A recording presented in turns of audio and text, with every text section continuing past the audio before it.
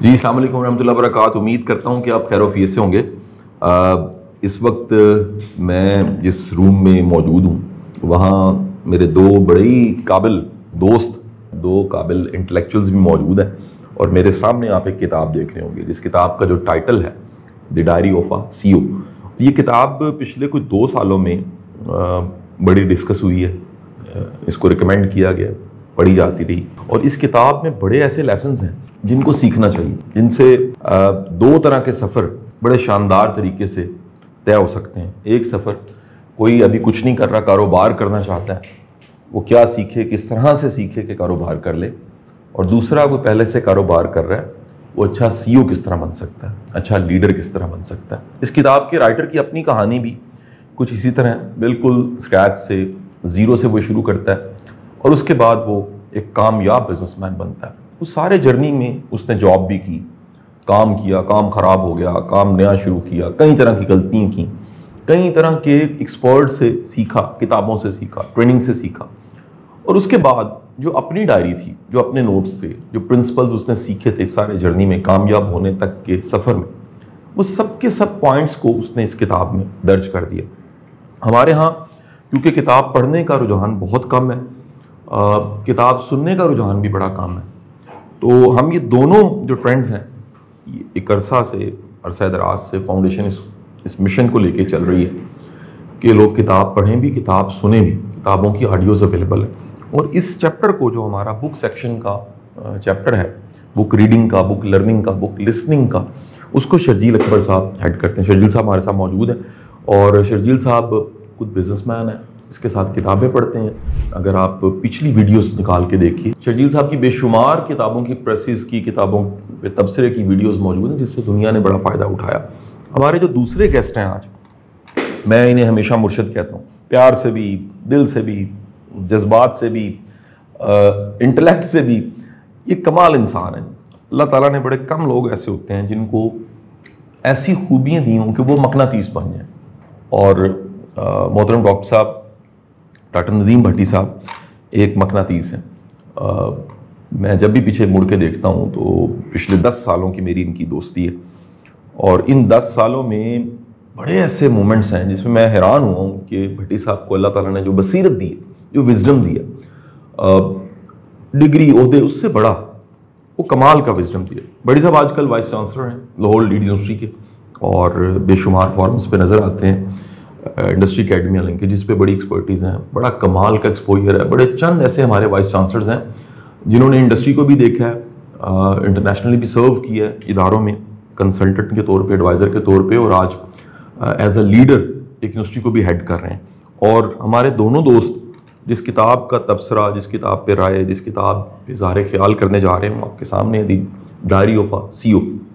मैं सबसे पहले भट्टी साहब आपसे पूछना चाहूँगा कि इस पूरी किताब में क्योंकि 33 असूल हैं, जब हम इस पे तैयारी कर रहे थे, एक कैमरा पे आने से पहले की हमारी डिस्कशन थी, वो डिस्कशन थी क्या करें, टाइम थोड़ा है, 30 मिनट्स मैक्सिमम होते हैं गुफ्तगू में, तो 30 मिनटों में किस तरह से हम इस किताब की प्रेसी, इस किताब से क्या लर्न किया बयान करें। तो हमने कहा जी 3-3, 4-4 असूल बता देते हैं और जो इस किताब से हमने अखज़ किया है, जो हमारे लिए बड़ा कमाल था, वो हम शेयर कर देंगे। तो तीनों दोस्त कोई एक पॉइंट बताएंगे जी, उसको थोड़ा सा डिस्कस करेंगे, फिर दूसरे पॉइंट पे हम चले जाएंगे, फिर तीसरे पे चले जाएंगे। इस तरह करते करते कोई अंदाज़न हम 8 से 10 पॉइंट्स जो हैं वो आज आपके साथ शेयर करेंगे और उम्मीद करता हूँ ये वीडियो इंतहाई कारआमद होगी आपके लिए। जी भट्टी साहब, आपने क्या लर्न किया इस किताब से?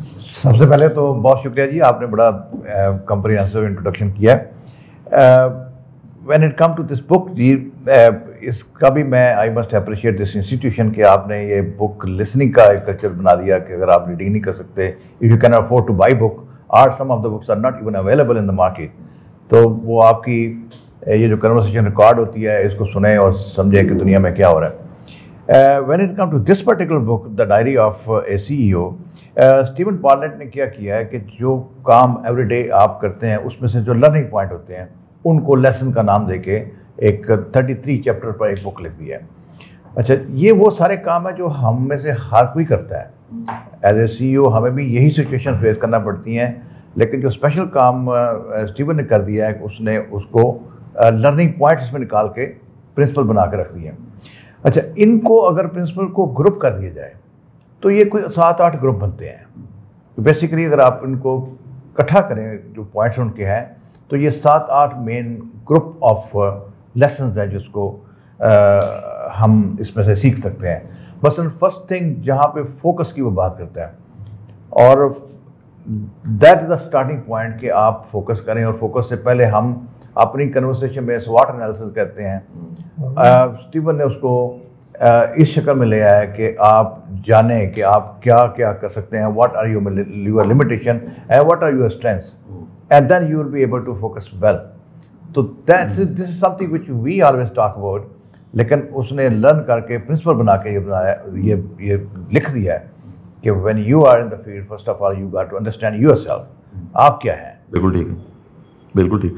अच्छा भट्टी साहब, ये जो है ना योर सेल्फ का सेक्शन, पहला सतून उसने इसको कहा, पहला जो फर्स्ट पिलर है किसी सीईओ का वो सेल्फ है। और सेल्फ में मैं एक पॉइंट ऐड करके शर्जील साहब की तरफ जाऊंगा। मुझे बड़ा ही अच्छा लगा कि उसने कहा कि 3 चीज़ों को बढ़ाते रहें, यानी 3 चीज़ों की ग्रोथ, कॉन्टीन्यूस ग्रोथ, उन्हें अपग्रेड करना, उन्हें बेहतर करना एक अच्छे सीईओ की निशानी है। पहली चीज़ जो उसने कही है वो सेहत है, दूसरी चीज़ उसने कही है इल्म, तीसरा उसने कहा स्किल। जो स्किल्स हैं और नॉलेज है और हेल्थ है, इसको इम्प्रूव करते रहें। यानी ये ऐसा नहीं होना चाहिए कि आप कहें मैंने सीख लिया तो सीख लिया, बस मज़ीद सीखने की ज़रूरत नहीं थी, बस एक हुनर है मुझे अपग्रेड करने की ज़रूरत नहीं। नए ज़माने में नई टेक्निक्स आ रही हैं। मैं ज़ाती तौर पे छोटा सा एक वाक़या कोट करके आगे बढ़ूँगा। मुझे एक छोटे से ज़िंदगी के एक शोबे में एडवाइज़र की ज़रूरत पड़ी, 6 माह पहले की बात है। मुझे किसी ने रिकमेंड किया कि ये फ़लाना फ़लाना एडवाइज़र है, आप इससे रब्ता कर लीजिए। उन साहब ने कहा कि जी मैं आपसे पर सेशन 1.5 लाख रुपये चार्ज करूँगा, 45 मिनट का मेरा सेशन, और टोटल अब 4 सेशंस हैं तो आप लगा लीजिए 6 लाख रुपया बन जाता है मेरा। अच्छा, एज अ प्रोफेशनल हम तीनों जो दोस्त बैठे हैं, हम कन्विंस्ड हैं कि इस तरह के पैसे खर्चना जायज़ है। खुद पे सेल्फ पैसे खर्चना जायज़ है। अच्छे कपड़े पहनना बड़ी कमाल की चीज़ है, आपकी पर्सनैलिटी उसकी ग्रेस बढ़ती है। अच्छा परफ्यूम लगाना, अच्छी किताब पढ़ना, कोई स्किल सीखना, कोई ज़ुबान सीखना। तो अब कमाल ये है कि जब मैंने पहला, दूसरा, तीसरा सेशन दिया तो मुझे एक दिन ऐसे ख्याल आया कि जो उन्होंने 4 प्रॉब्लम्स लेके 4 सेशंस बनाए थे, जिसके लिए मैंने उनसे कंसल्टेंसी ली थी। 4 छोटे छोटे मसले थे, लेकिन मेरे लिए सीरियसली मैं नेक्स्ट लेवल पे जाना चाह रहा था।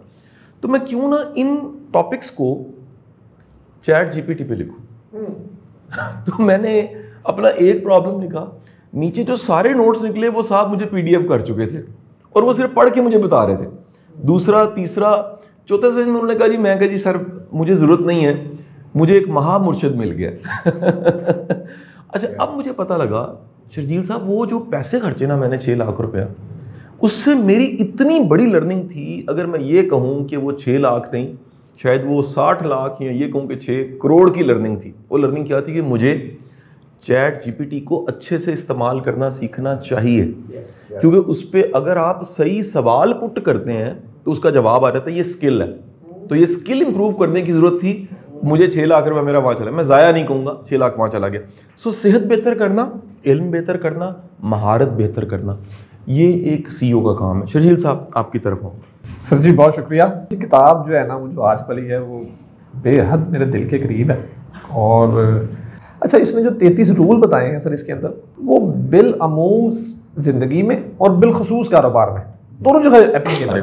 अच्छा जी, स्टीवन बार्टलेट के बारे में थोड़ी सी बात कर ले और किताब के बारे में कर लेंगे ना, तो कारी को जो ना सारा ये उसका क्रक्स समझना ज़रा आसान हो जाएगा। स्टीवन बार्टलेट पैदा born in Africa, raised in US, वहाँ से उसकी तालीम हासिल हुई और सारा कुछ हुआ। और ये जो उसका एंटरप्रेन्योरशिप का सफ़र है ना, ये 18-19 साल की उम्र में हुआ। अच्छे जो बड़े एंटरप्रेन्योर्स हैं, दे स्टार्टेड अर्ली, उन्होंने हमेशा जल्दी आगाज़ किया और जल्दी जो है ना वो फील्ड में आ गए। तो उसका एक वाक़या जो है ना, वो बुक की बुनियाद है, वो मैं छोटा सा सुनाऊंगा, तो उसके बाद फिर हम आगे चलेंगे।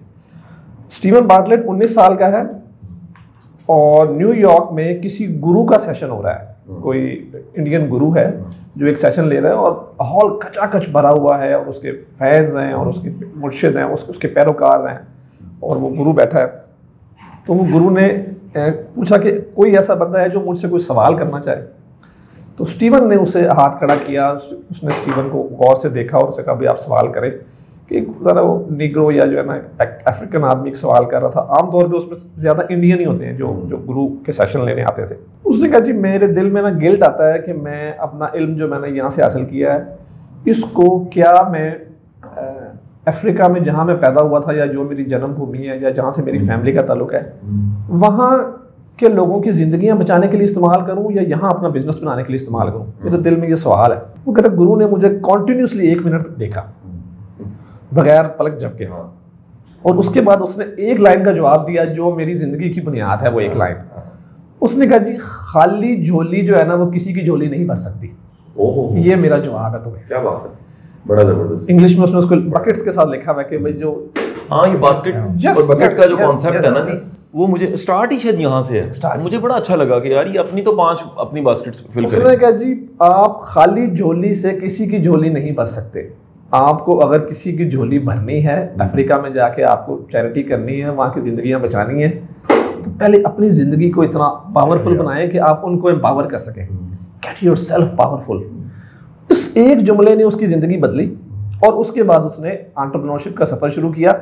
इस किताब को लिखने से पहले वो स्टीवन बार्टलेट बताता है कि मैं 700 घंटे की पॉडकास्ट रिकॉर्डिंग कर चुका था और 300 से ज़्यादा सेलिब्रिटीज़ को 4 साल के अंदर इंटरव्यू कर चुका था और 4 बड़ी इंडस्ट्री लीडिंग कंपनियों को CEO के तौर पे हेड कर रहा था।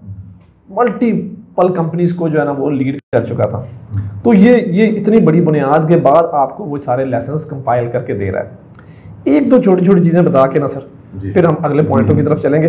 अच्छा उसने इसको 4 बेसिक में तकसीम किया है जो पिलर्स हैं, जो पिलर्स उसने बताए हैं, जो उसने रहनुमा उसूल बताए हैं। उन उसूलों का ताल्लुक ज़िंदगी और बिजनेस दोनों के लिहाज से 4 चीज़ों में है। पहला है द सेल्फ, दूसरा है स्टोरी टेलिंग, तीसरा है फिलॉसफी और चौथा है टीम वर्क।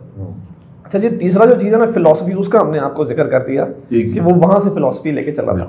अब ज़्यादा चीज़ें शाह साहब का जो मेरा डोमेन है ना वो हमारा है द सेल्फ।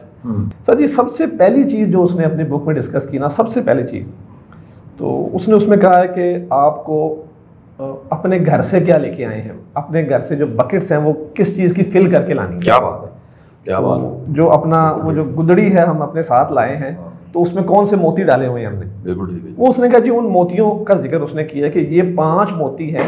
अगर वो हमारा जो टेक्निकल टीम है वो 5 को अगर पॉइंट्स को साथ लिख देगी तो वो सबसे पहला है जी व्हाट यू आर, यानी कि आपकी तालीम क्या है बिजनेस के लिए या जो भी आप काम करने जा रहे हैं उसके लिए तालीम के मद में क्या लेके आए हैं। दूसरा उसने उसका कहा जी जैसे हमारे यहाँ आजकल एक बहस अजीब सी चल रही है कि आप लोकल जो फॉर्मल तालीम है उससे हटें और स्किल्स की तरफ आएँ। उसने उसको सेकेंडरी किया कि पहले आपके पास चीज़ की नॉलेज होना चाहिए उसके बाद स्किल होनी चाहिए। ठीक है। नंबर तीसरा है सर हु यू नो, कि आपकी नेटवर्क क्या है। जैसे आजकल बड़ा मशहूर जुमला है कि your network is not network. बड़ा प्यारा जुमला है। अगर आप कोई एक काम करने जा रहे हैं, मिसाल के तौर पे मैं टेक्सटाइल या गारमेंट्स का बिजनेस करता हूँ और मेरी नेटवर्किंग जो है ना वो फिल्म एसोसिएशन के साथ है या मेरी नेटवर्किंग जो है ना वो किसी और शोबे के साथ है तो मैं वैसा परफॉर्म कभी नहीं कर सकता। ये भी हमारा एक एसेट है हमारा नेटवर्क। अगर हम कोई भी काम करने घर से निकल रहे हैं, अक्सर जो है ना बच्चे मुझसे ये सवाल करते हैं यूनिवर्सिटीज़ के कि हम क्या टिक मार्क्स हैं जो करके जाएं, तो वो ये 5 जो बातें उसने बताई हैं 5 पैकेट्स हैं तो उनमें से नेटवर्क भी एक है कि इनको टिक मार्क करते जाएं कि आपका नेटवर्क क्या है। और चौथी चीज़ है कि व्हाट यू हैव। अच्छा व्हाट यू हैव में 2 चीज़ें उसने डिस्कस की हैं कि आपके पास रिसोर्सेज क्या हैं और आपके पास टूल्स क्या हैं। ठीक है जी, रिसोर्सेज और टूल्स। जो नया बिजनेस है ना सर वो जैसे बच्चे कहा करते थे कि बिजनेस करने के लिए तो सर सरमाया चाहिए। अच्छा उसके 5 में से चौथे नंबर पे आधा हिस्सा जो है ना सरमाया है, बाकी सारी चीज़ें उसके फ़र्क है। ठीक है तो आप सरमाए के साथ नए दौर के टूल्स लाएं। जो स्टीवन बार्टलेट की मुझे खसूसियत लगी ना बीइंग अ CEO जो मुझे बहुत जिसने इंस्पायर किया कि वो नए दौर का बिजनेसमैन है जिसके पास पुराने दौर की विजडम भी है और नए दौर के टूल्स भी हैं। ठीक है। नए दौर की एप्लीकेशंस भी हैं और उन एप्लीकेशंस को लेके चल रहा है। 5वां पॉइंट हमारा यहाँ पे हम इसको ख़त्म करेंगे कि आपके पास रेपुटेशन भी होनी चाहिए। ऊपर वाले 4 पूरे करने के बाद आपके पास 5वीं जो बाल्टी या 5वां आपके पास जो आपकी गुदड़ी में लाल होना चाहिए वो है रेपुटेशन, कि लोग आपको आपकी एक्सीलेंस की बात करें कि आप अपने काम में एक्सीलेंट हैं। बहुत बड़ी साहब मैं आपसे जानना चाहूँगा, आप कम बोल रहे हैं, ज़्यादा बोलिए, बताइए ज़रा। आपका तो माशाल्लाह कितनी दहाइयों का सर सफ़र है प्रोफेशनल जर्नी को अगर लें well 30 years. 30 इयर्स का, माशाल्लाह माशाल्लाह। बटी साहब को मैंने डिस्कवर किया था, या इन्होंने मुझे डिस्कवर, हमने एक दूसरे को डिस्कवर किया था रियाद में, सऊदीया में, 2016 की बात है, 15 या 16 की बात है। और मैं कुछ लेक्चर्स के लिए आया था, तो वहाँ हमारी ऐसी कमाल दोस्ती बनी, यकीन कीजिए वो आज तक वो दोस्ती ना आगे बढ़ती रही। और इनका बड़ा कमाल एक्सपोजर है, वासिफ साहब से भी मिले हुए हैं 80s के दौर में। हाँ जी, हम बड़े रेगुलर उनके यहाँ रेगुलर वो महफिल जो होती थी उसमें भी जाते रहे हैं। अच्छा भट्टी साहब, आप नेक्स्ट कोई पॉइंट बताइएगा जी। देखिए, मैं जहाँ से अभी आपने बात की इसको थोड़ा समरी अगर करें तो ये वही बात है जो हम रेगुलर, आप भी बड़ी आपकी मैं लेक्चर में सुन चुका हूँ कि स्वॉट एनालिसिस में कि अपनी स्ट्रेंथ को जाने, आपके पास जैसे आपने कहा कि व्हाट डू यू हैव, तो जब पर्सनैलिटी की बात किया तो आप अपना स्वॉट एनालिसिस कर लें। एक बात जो उसने बड़ी अच्छी की कि टीच करें, और टीच वो चीज़ है, मैं चूँकि I am teacher by profession, I understand कि व्हेन यू टीच समथिंग तो वो टाइम होता है जब आप चीज़ों को इंटरनलाइज करते हैं। बहुत अलग, राइट। और फिर ऐसा है कि हम चूँकि एक CEO ऑर्गेनाइजेशन का जो होता है वो टू ऑक्यूपाइड होता है, आप एक चीज़ समझते हैं, सीखते हैं, लेकिन आप उसको कहीं रजिस्टर रिकॉर्ड नहीं करते, कुछ टाइम के बाद भूल जाती है। उसने कहा कि जो पॉइंट आप ज़िंदगी में जो कुछ सीखा है उसको टीच करें किसी न किसी शक्ल में। टीच करने से एक तो आप डिसमिनेट करते हैं नॉलेज को, आप आगे लोगों को उसमें शेयर करते हैं, एट द सेम टाइम आप खुद इंटरनलाइज करते हैं। बिल्कुल ठीक है। तो ये बड़ा, इसमें 2 पॉइंट बड़े इंपॉर्टेंट रहे। एक उसमें जो हम जब मैं ग्रुप करता हूँ तो उसने एक ग्रुप ऑफ पॉइंट्स जो है इसमें से, वो क्या है कि जब आप कोई इनोवेटिव वर्क करते हैं, जब आप आउट ऑफ द बॉक्स सोचते हैं तो एक फ्रिक्शन क्रिएट होती है, because people are not receptive to new ideas. बिल्कुल ठीक। वो जो फ्रिक्शन है उससे उसने what he want to say is, उससे डरने की जरूरत नहीं है। फ्रिक्शन क्रिएट होगी, आप नए आइडिया लेके आएंगे, चेंज मैनेजमेंट के प्रिंसिपल जब लेके आते हैं तो there are people who resist, और उनको आपने मैनेज करना आना चाहिए। फ्रिक्शन से इस बात से डरना कि ये मैं काम करूंगा तो बहुत सारे लोग नाराज हो जाएंगे, don't worry about that, just keep doing it. सही। इसी पॉइंट को साथ, ये 3-4 पॉइंट है जो मैं मिला के बात कर रहा हूँ कि जब आप आउट ऑफ द बॉक्स सोचते हैं तो उसके रिजल्ट में एक तो फ्रिक्शन क्रिएट होती है, जिससे इसने कहा कि डरने की जरूरत नहीं है। एक प्रेशर है, प्रेशर आपके ऊपर रहते हैं, और प्रेशर से भी डरना नहीं बल्कि प्रेशर से आपने लर्न करना है कि इन प्रेशर सिचुएशंस मैं क्या कर सकता हूँ। और CEO जो है उसको बहुत सारी प्रेशर सिचुएशन फेस करना पड़ती हैं, and that is the probably the thing that makes somebody A CEO। CEO बनता ही हुआ है जो प्रेशर्स को मैनेज करना जानता है। बिल्कुल। लिहाजा आप कंफर्ट जोन में अगर रहना चाहते हैं और प्रेशर को नहीं लेना चाहते तो फिर आप CEO नहीं बनेंगे। तो मैं 2-3 पॉइंट को जब मिला रहा हूँ, वो क्या है, फ्रिक्शन से डरना नहीं है, एक प्रेशर सिचुएशन में से लर्न करना है, और आपने उसमें से फिर निकलना है, और फिर आपने डिसीजन लेने हैं। इसके साथ साथ उसने कहा कि मेक सम पीपल एंग्री, कुछ लोगों को नाराज करें। बिल्कुल सही जी, मतलब पैसा फरिश्ता हमें से कोई नहीं है, which will make everybody happy. बिल्कुल ठीक जी। और specially if you think differently, सही जी, तो लोग आपको एक्सेप्ट नहीं करते। सही जी। और some people will become angry as well, don't worry about them, because you have a different objective. जैसे स्टार्ट हमने लिया कि आप स्वॉट एनालिसिस के बाद अपना ऑब्जेक्टिव सेट कर लेते हैं आप, तो उस ऑब्जेक्टिव सेट के बाद आप एफर्ट पुट करना शुरू करेंगे तो उसके रिजल्ट में ये 3-4 चीज़ें होंगी। सही। और वो फ्रिक्शन होगी, प्रेशर होगा, और कुछ लोग नाराज होंगे। बिल्कुल। इन जो स्टीवन का ख्याल है वो ये है कि इन सिचुएशन से आपने डरना नहीं है, मेक योर सेल्फ रेडी कि these situation will come out there and we have to face them and we have to manage them. बहुत आला जी, बहुत आला। बट इसे मैं दोनों पॉइंट्स को इंडोर्स करूंगा क्योंकि ये दोनों नुक्ते जो हैं वो आज के ज़माने में बड़े रिलेवेंट हैं। हुआ ये है क्योंकि बहुत सी टीचिंग प्रीचिंग्स अवेलेबल हैं, और अधूरा इल्म जो है वो कन्फ्यूजन पैदा करता है, उससे कंफ्यूज हो जाते हैं। और जो कंफ्यूज होना है, कहा जाता है कि जो माइंड की जो स्टेट्स हैं, हालतें हैं, उसमें एक बदतरीन हालत का नाम कन्फ्यूजन है। कंफ्यूज होना ना, वो ब्लर हो जाता है, सामने समझ नहीं आती फैसला क्या करना। दोनों पॉइंट्स को मैं एंडोर्स करूंगा। उसके जुमले को दोहरा देता हूँ, बड़ा प्यारा जुमला जो आपने बोला। वो कहते हैं जो आपका लाइफ में प्रेशर है ना, वो आपका मेडल है, एजाज़ है। यानी उसको वो ना बनाएं, पेन ना बनाएं कि यार मर गए। आप CEO हैं, आप लीडर हैं, आप CEO लीडर हैं इस वजह से कि आप प्रेशर ले रहे हैं। आप आज वो प्रेशर ना लें, आपकी ज़िंदगी में वो स्ट्रेस ना हो, आप CEO नहीं होंगे। यानी इंजन को, पुराना इंजन होता था ना ट्रेन का, उसमें कोयला जलता था, ठीक उसमें कोयला जलता है, उसमें पामड़ बलता है, उसमें आग जलती है, तो डब्बे जो हैं वो खींचे जाते हैं। दूसरा जो पॉइंट मैं फिर एंडोर्स करूंगा कि सब लोगों को राज़ी नहीं किया जा सकता। अच्छा, ये शायद दरवेशी में मुमकिन है, यानी क्योंकि उसमें कोई गिव एंड टेक नहीं है, सिर्फ गिव है। कुछ लोग आपके दरवेश होने पे भी नाराज हो जाएंगे। सो मेक योरसेल्फ रेडी कि कुछ लोगों ने नाराज रहना। और ये बड़ा एक कमाल प्रिंसिपल है कि कुछ लोगों को नाराज करना जरूरी है। वो कहता है ये गेम का हिस्सा है। ऐसा हो ही नहीं सकता कि आपके नाकदीन ख़त्म हो जाएं।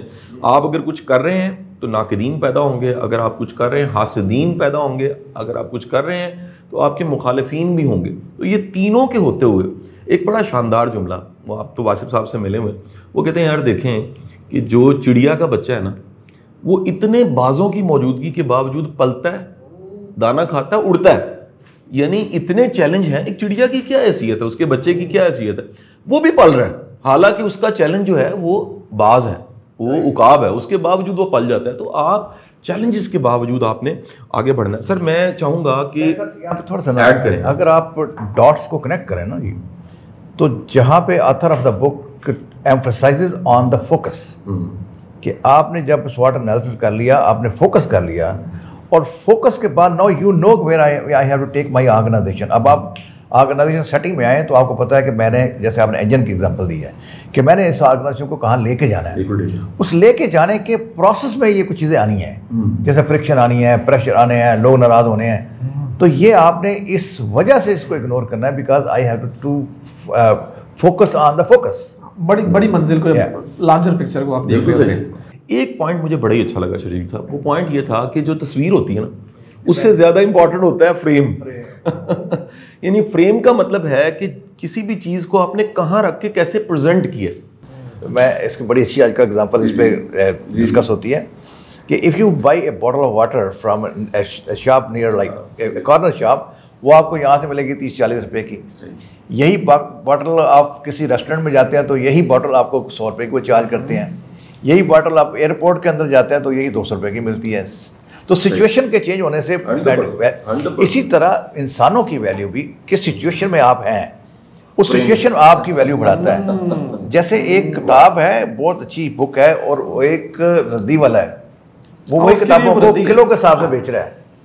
तो ये डिपेंड करता है आप किस सिचुएशन में है। अगर आप रद्दी वाले के सामने जाके बैठेंगे तो वो आपको किलो में तोलेगा, और अगर आप किसी वैल्यू करने वाले लोगों के अंदर बैठेंगे तो वो आपको डायमंड समझेगा।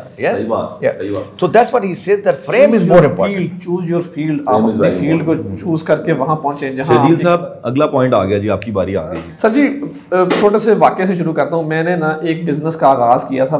मैं आपको पता है B2B बिजनेस हमेशा से करता है। कराची में जब गया ना 2009 में, तो वहाँ मैंने पहली दफ़ा B2C शुरू किया कि मैं कंज्यूमर के साथ बिजनेस शुरू करूँ। मैं जिस फैमिली से बिलोंग करता हूँ, 3rd-4th जनरेशन, B2B बिजनेस हमारा रन इन द ब्लड। तो वहाँ गया तो वहाँ मेरे ना एक ऐसे दोस्त बने जो कि मेरे बिजनेस एलॉय थे साथ। शाह साहब भी उनको जानते हैं, मैं अभी ऑन द कैमरा नाम नहीं ले रहा। जब हम डिस्कस करते थे ना, तो वो मेरे दोस्त ना, जो कि मेरे बिजनेस एलॉय भी थे, वो हर चीज़ का जुमले का आगाज़ नहीं से करते थे या ना से करते थे। याद आ गई। हाँ, बंदा याद आ गया, हम बता नहीं सकते।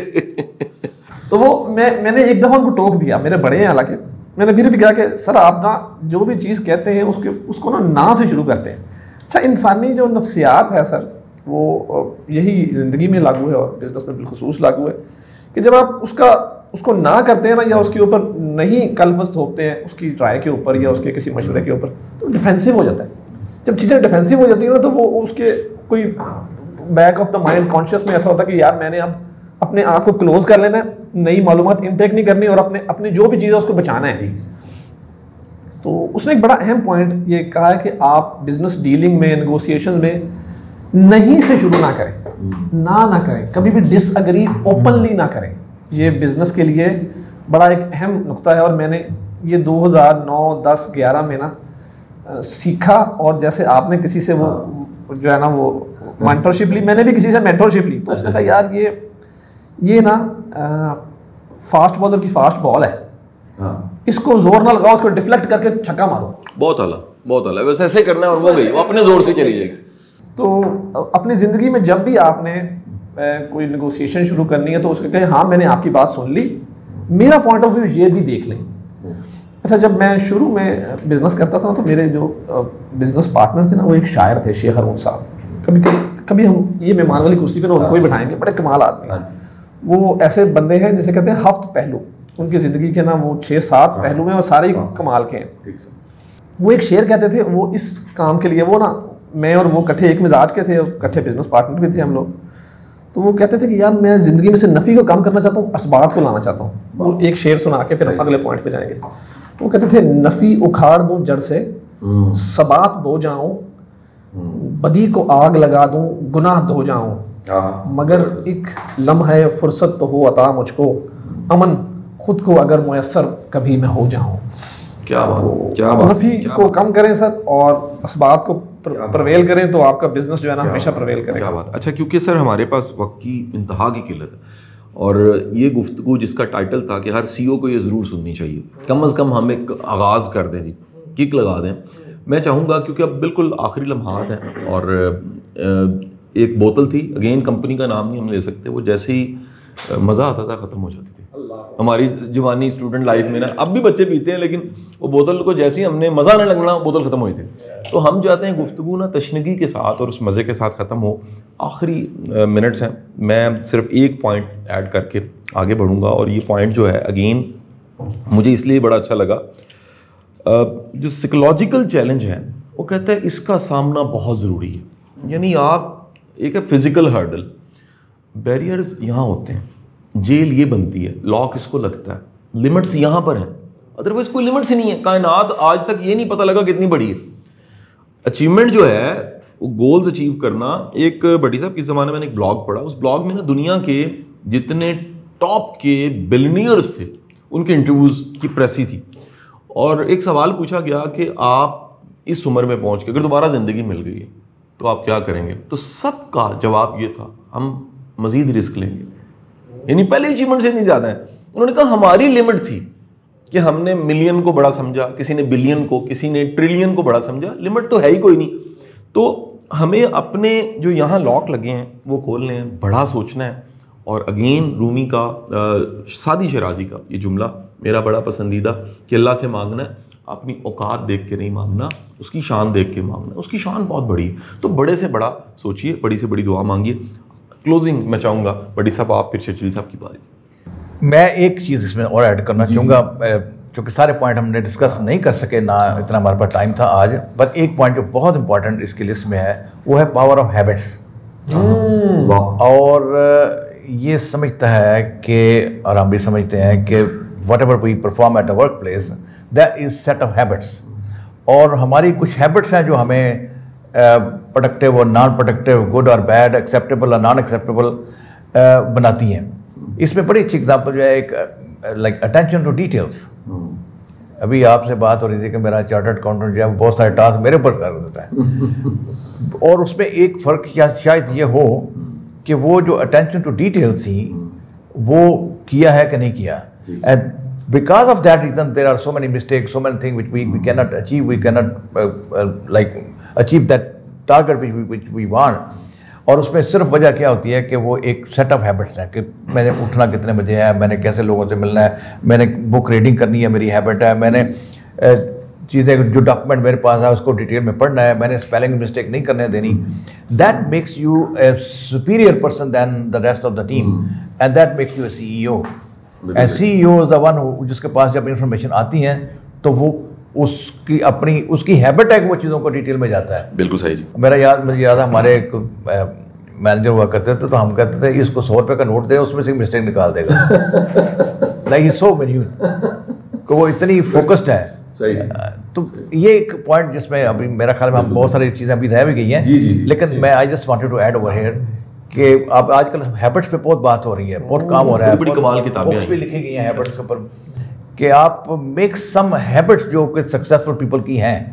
और जब हम कहते हैं success is copy paste, success is basically copy paste, जो अच्छी आते हैं अपना लें, आप उनको अडॉप्ट कर लें and you will get the same thing. बिल्कुल सही बात जी। शर्जील साहब कंक्लूजन शॉर्ट टाइम। कंक्लूजन से पहले इनकी चीज़ को थोड़ा सा मैं आगे ले जाऊंगा। एक बड़ी खूबसूरत बात की जो मुझे इस किताब पे चंद सबसे खूबसूरत फ्रेजेस में लगी। उसने कहा जी never try to remove a bad habit. अच्छा जी। हैबिट बड़ी मुश्किल से बनती है और वो आपको पार भी लगा सकती है और दूसरी तरफ भी लगा सकती है। तो never try to remove a bad habit, just replace it with a good one. सही। अगर आपकी ज़िंदगी में कोई आदत बन गई है और वो आदत ख़राब है, उसको सिर्फ अच्छी आदत से तब्दील कर लें। बनती बड़ी मुश्किल से है सर। उसको अब वही वो जो अभी डिफ्लेक्शन वाली बात की ना मैंने, कि वो अगर बन गई है और उसकी एक फोर्स बन चुकी है, उसको अच्छी चीज़ से बदल दें। अगर आपको ओवर ईटिंग की आदत है तो अच्छे खाने से बदल दें। अगर आपको जो है ना कोई आउटिंग की आदत है तो उसको प्रोडक्टिव आउटिंग से जो है ना रिप्लेस कर लें। तो बाकी ये किताब आपको सर सोचने के लिए जो है ना वो महमेज फराहम करती है कि आप आएँ। It's a very useful book जी। I would strongly recommend that every CEO should at least read this book। और ये चूँकि बहुत बड़ी किताब नहीं है, छोटी सी बुक है, और इसमें फिर बहुत बड़ा एडवांटेज ये है कि it is divided into 3 parts. जब एवरी पार्ट इज चैप्टर, आप पूरी किताब नहीं एक गो में पढ़ सकते, तो आप एक चैप्टर पढ़ लें। मैं कमिंग डेज में बल्कि ये भी सोच रहा हूँ इस पे एक सीरीज़ वर्कशॉप की को प्लान की जाए, सीईओज़ के साथ इंटरेक्ट किया जाए। अपना बड़ा ख्याल रखिएगा जी। हमारे पास कहने को बताने को तभी होता है जब हम सीखते हैं। हमारी अपनी बास्केट में, हमारी अपनी बकेट में अगर कुछ नहीं है तो हम किसी को क्या देंगे। ये आज का हमारा टेक होम लेसन था। आपने आज की गुफ्तगू को सुना, कुछ अच्छा था किसी से शेयर कीजिएगा, कुछ अच्छा था अमल कीजिएगा, और हमें अपनी दुआ में याद रखिएगा। अल्लाह हाफ़िज़।